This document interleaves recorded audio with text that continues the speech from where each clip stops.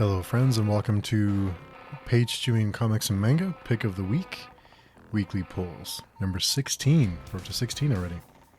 So, for those of you who are new to the podcast, my name is Steve, and I'm coming back into comics after a long hiatus, and I'm trying to find books that appeal to me.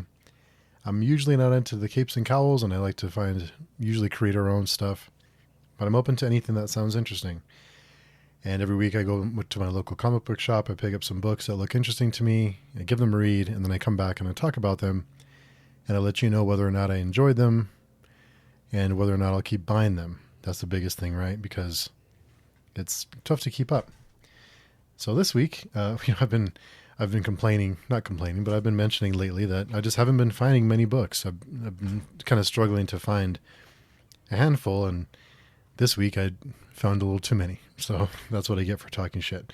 So this week, the first book on my list is Antarctica number 4. This is by Simon Burks and Willie Roberts. This is published by Top Cow.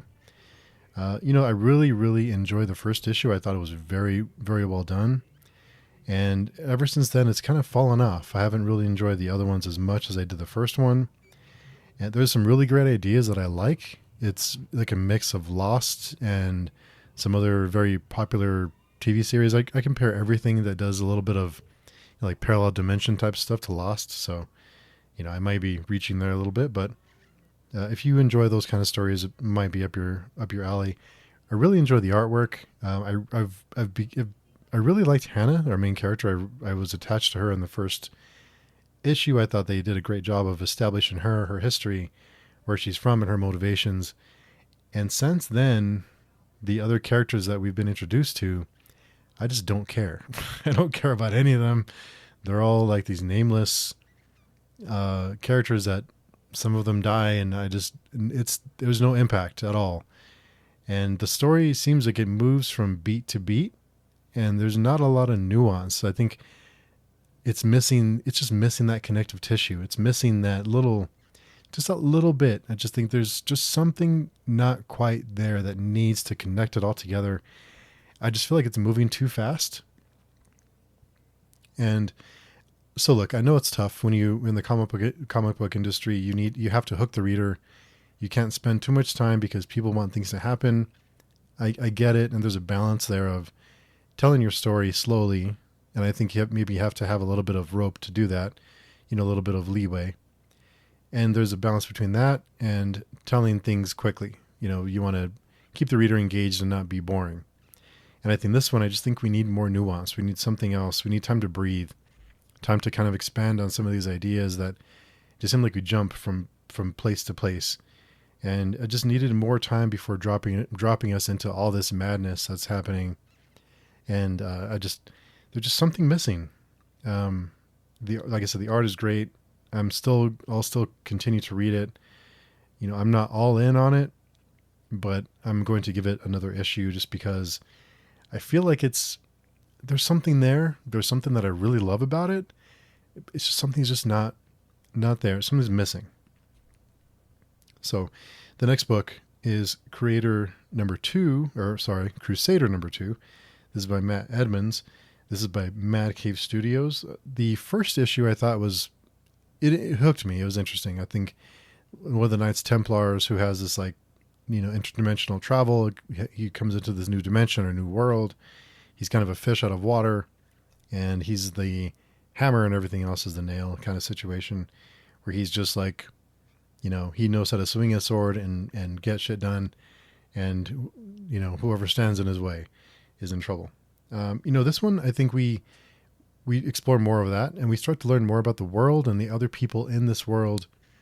And you really get the idea that there's more happening here than, surface level. Like there's other things that are happening. I think there's some big surprises coming, some big reveals, and it's setting up something. It feels like we're setting something up. And the Crusader is formidable, but he's not this, walking, just unstoppable machine, which I really like, because if he's unstoppable, then who's gonna, then it's just a matter of watching him go from place to place and killing everyone. So there are challenges, And I think that's important in a story like this, that you have to be a little bit worried about him. Not that I'm worried about him, but you have to think that there's something at stake. And I think that's here. The first issue was okay. I think the second issue is a lot better. The first issue wasn't bad. Just the second issue, there's something more. It's kind of like picking up momentum. And I like that. So the next book is Cyberpunk 2077 XOXO, number 1. I'm going to butcher all these names, so I apologize. This is by Bartosz Cybor, Jacob Rebelka, Frank Kutlovic, and this is published by Dark Horse. I apologize for butchering everyone's name. Now, I picked this one up because I've played the game. It was fine. I should probably get back to it. And I wasn't sure what to expect. I thought maybe, do I need to know the lore a little bit more before I jump into something like this? But I thought I'll just give it a try. It's not at all what I was expecting. It's almost like a book of art that's told with like lines of poetry. And it's kind of bits and pieces and you follow along. And I wasn't crazy about it. I wasn't like, it's a very fast read.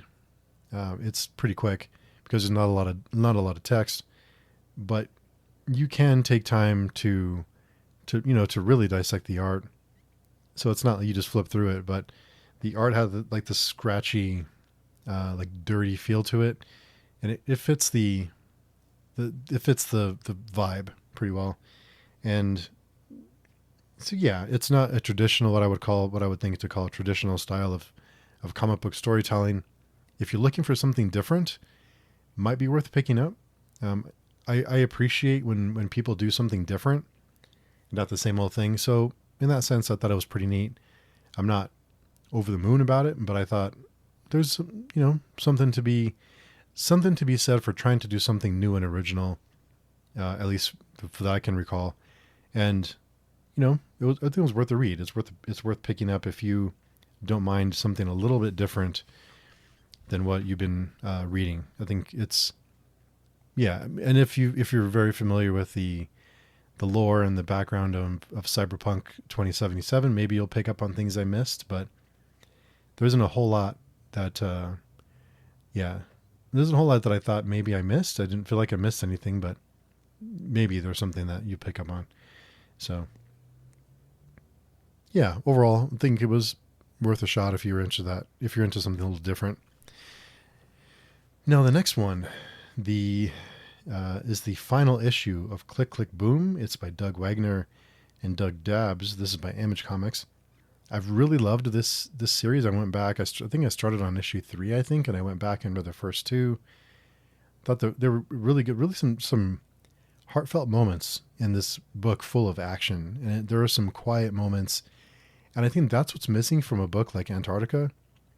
Is Klik, Klik, Boom had just sometimes there's like big stretches of action and just like nonstop action, but it has these quiet moments of character work and kind of giving us a background on who these characters are and what drives them. I think that's really important, and we have some moments to breathe, some of that nuance. So, being the final issue, I wasn't sure what to expect, and I have to say I'm a little bit bummed out by it. I wasn't crazy about the final issue. I'm not sure what I was expecting, but it just wasn't this. It felt like it just abrupt. The end was a little bit abrupt. And this is the, I don't know, third or fourth series that's wrapped up recently that I've just not been crazy about the finish. I still enjoy the series as a whole. I had a lot of fun with it. I think it's worth reading. And these really great few issues in there that I thought really stood out. But yeah, I think the final issue, I don't know. It just seemed like, like again, something was missing in this issue to finish up the story after so many good issues before it. Something wasn't there that needed to be there to really give you a satisfying ending, at least for me. And it wasn't bad. I guess I expected more because of the bar the previous issues set. But yeah, I'm a little bit bummed about the wrap up of this one. So overall, fantastic series, worth a read, definitely worth your time. But the final issue, bummer. little bit of a bummer, I have to say. I'm sad to say. I was a little bit disappointed. The next one is Red Sonja number 4. This is by Torun Grunbeck and Walter Giovanni. This is by Dynamite Comics. I'm pretty sure I missed an issue in here. If I didn't miss one, I don't know if I missed issue 3. Maybe I did. I don't know. I enjoyed the first 2. I guess I missed the 3rd issue. I guess I just didn't see it on the shelf. But this is a big battle, and lots going on. Red Sonja kicking some ass and kind of rallying the troops, and lots of stuff going on. I was a little bit confused, but I still enjoyed the issue. I still really like the artwork, and it will remain in my buy pile. I don't know that a whole lot of story stuff happened. There is a reveal kind of at the end that I was a little bit confused about. I might have to go back and reread the first 2 issues or first 3 to find out. But overall, I still enjoy this series. I'm still going to be buying it. So a little bit lost. Who else does that happen to? Is that just me? You miss an issue and it's the one issue when things happen or set something up, like a big event, and then you get to the event and miss the setup, and yeah, kind of a bummer. Now the next one is quite a few books this week. I'm on a roll. The next one is Tales of Syzpense number 3. This is an anthology series. There's 2 different stories being told here. This is by Image Comics. Les Mort 13 has a very distinct feel to it. It's very haunting and creepy. It is. I love the aesthetic. I love the storytelling. I think it's unsettling, I guess you could say. Not scary, just unsettling. The other story is called Dreamweaver. And while I enjoyed the first issue, the first story, the first part, I'm not crazy about the direction it went. And not that I know what direction it should have gone, because I didn't have an expectation, but the direction it's gone just wasn't, it's just not scratching that itch. So I really enjoyed Les Mort 13. I've kind of checked out of Dreamweaver. I'm just not feeling it. But I do wonder the risk that an anthology series takes when you run the risk of the reader not enjoying one of the stories in it and then not coming back for the next issue. That's kind of a lot of risk. I didn't think about it until I read it. I'll continue buying it because I love Les Mort 13, but Dreamweaver, I'm not crazy about it. It's not terrible. It's just not for me. I guess you can say it's not a bad story. It's not poorly done. It's not for me. It's just not something that I enjoy. So, there's that. So you can say that. So yeah, lots of books this week, and there's a few I just didn't get to. So yeah, busy week. So with all that said, the pick of the week, yes, I have a pick of the week this week, is Beneath the Trees Where Nobody Sees, number 1. This is by Patrick Horvath. This is by IDW. I had no idea what to expect with this one. I saw the cover. It's a teddy bear dragging a bloody sack in the forest. And I thought, what the hell is this? And I continued asking myself that question as I went through the book. The book is a kind of like this fairy tale, like what it reminded me of is like Bernstein Bears. Does anyone remember that? Or am I just showing my age? It has this like muted color to it, where it feels like a fairy tale or like a children's book. The colors seem a little bit muted. They don't seem very they're not vibrant. They don't jump off the page. They seem very muted, like you're reading a children's book. All the characters are animals. Like we have ducks, we have bears, we have other cute little animals, and they live in this city where everyone looks out for each other. Everyone's happy. Everyone's like friends, and everyone's in a good mood, and everyone likes each other. I don't know. Would that be annoying to anyone else? I don't know. Maybe it's just me. But anyway, they live in this city where everyone is just like happy and helps. Everyone's good to each other. They're all friends, and everyone cares about each other. Well, one of the bears has a dark secret, and he goes out of town because he doesn't hunt in his backyard, and he goes out of town and he does terrible things to other people that are from other cities. And he does that so he doesn't get caught. He wants a distance between him and what he's doing. It's kind of like Dexter meets Winnie the Pooh. It's kind of the way I saw it.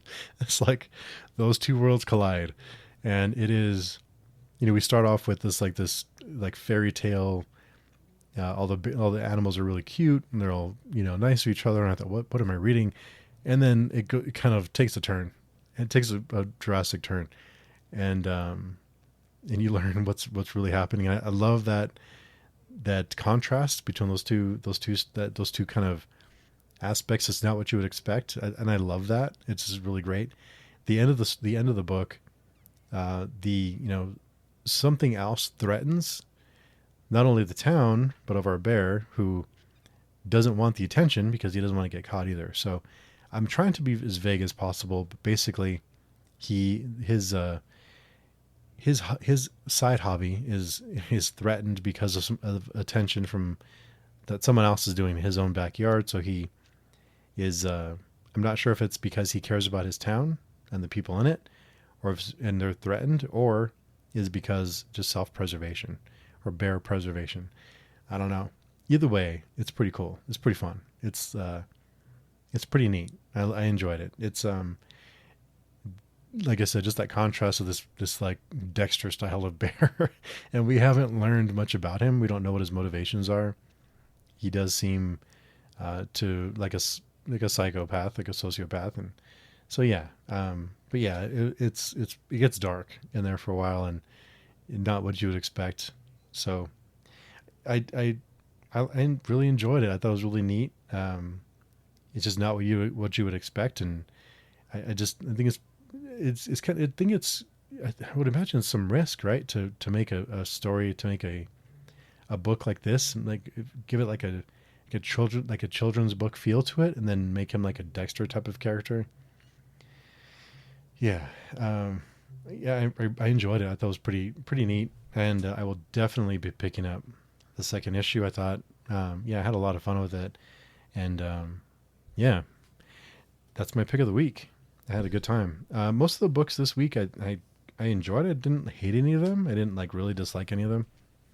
So overall, it was a pretty good week. The last one, my pick of the week, I thought I enjoyed it. It was pretty neat.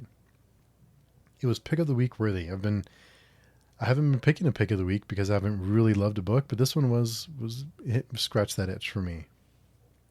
So that is number 16, pick of the week, weekly polls, episode 16. Thank you so much for listening. I really appreciate all of you who come by every week. And if you would like to jump on and be a co-host with me, just give it a shot. I'd love to get in touch, let me know, and we'll try and figure something out and compare books one week. Or, it's very relaxed, as you can tell, or at least hope you can tell. And let me know. I wouldn't mind a co-host once in a while. Don't have to commit to every week. Just once in a while is fine too. So get in touch. You can find me at pagechewing.com. We have some forums there. We're planning on reading the Sandman books. We're going to start reading, I believe, Black Hole very soon, and some other books that we're planning on reading that I can't think of at the moment. But lots of stuff where we're always planning something there. Come by and chat with us. We're a great bunch. Well, not we. They are a great bunch. I'm lucky to have them. And so until next week, hope you all have a great week. Thank you so much for listening, and we will talk to you soon.